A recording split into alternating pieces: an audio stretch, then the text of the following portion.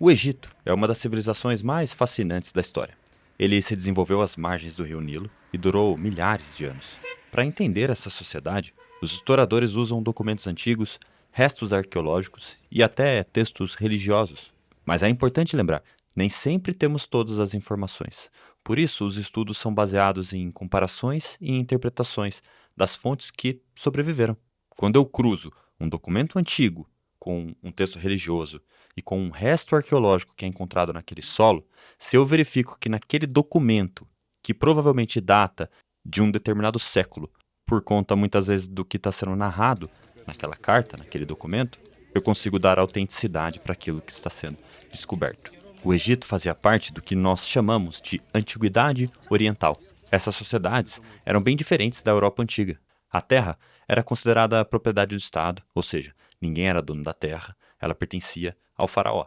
A população vivia em aldeias, mas estava sempre submetida a um governo central muito forte. O trabalho era, em grande parte, compulsório, ou seja, obrigatório, e feito em benefício do Estado. Havia pouco espaço para mudanças sociais, já que a posição da pessoa era determinada pelo nascimento e pela religião. O rio Nilo era o coração da vida egípcia. Todos os anos ele transbordava e deixava o solo fértil, permitindo a agricultura. O calendário egípcio era dividido em 3 estações: a Ket, a época de inundação, de julho até outubro; a Peret, o período da plantação e crescimento, de novembro até fevereiro; e o Shemu, a época da colheita, de março a junho. Graças a esse ciclo, o Egito ficou conhecido como a dádiva do Nilo. Mesmo assim, nem sempre as cheias eram regulares, muito embora, em sua maioria das vezes, sim, eram regulares. E em alguns períodos, então, houve fome por causa do crescimento populacional que teve e pela falta de alimentos. A economia ela era controlada pelo faraó e pelo Estado. O comércio com outros povos era intenso, mas o monopólio era real, ou seja, o governo que controlava as trocas mais importantes.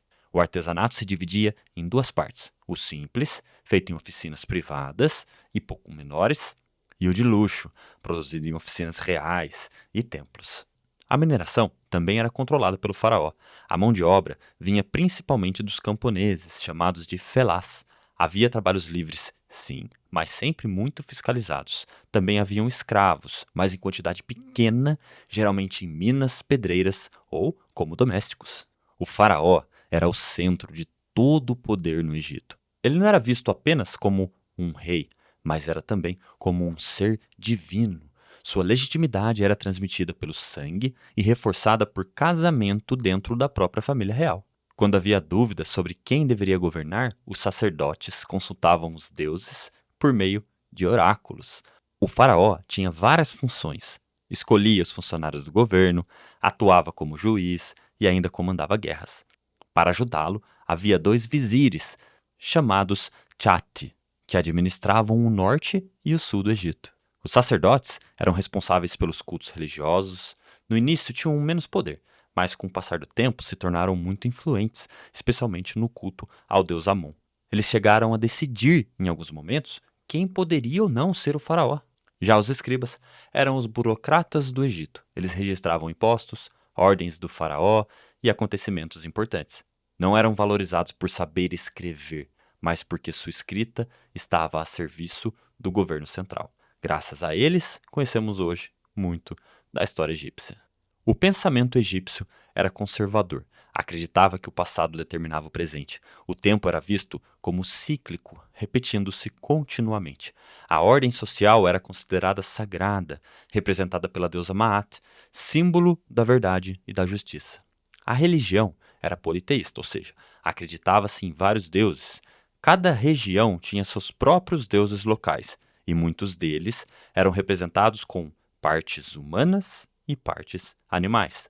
O faraó era considerado o representante dos deuses na terra. A vida após a morte era central. A tumba era chamada de casa da eternidade, e os egípcios acreditavam que a pessoa poderia viver para sempre no além. Daí vinha a prática da mumificação, ligada ao mito de Osíris, o deus que descobriu o segredo da vida eterna. A magia também tinha grande importância, presente em amuletos, em rituais, para proteger as pessoas. A língua egípcia ela tinha origem africana, com influências da região da Palestina. A escrita evoluiu em três formas principais: hieróglifos, usados em monumentos e na religião, hierático, uma versão cursiva e mais prática, e o demótico, ainda mais simplificado e popular. Os textos eram escritos da direita para a esquerda, sem pontuação e sem espaço entre as palavras. A escrita foi essencial para a organização do Estado e para preservar a memória do Egito. O Antigo Egito foi uma civilização marcada pela agricultura dependente do Nilo, pela centralização do poder nas mãos do faraó, pela religião cheia de deuses e rituais e pela escrita que atravessou séculos. Com seu caráter conservador, buscava sempre preservar a ordem e a tradição. E mesmo milhares de anos depois, o Egito ainda fascina o mundo com suas pirâmides, templos, múmias e mistérios.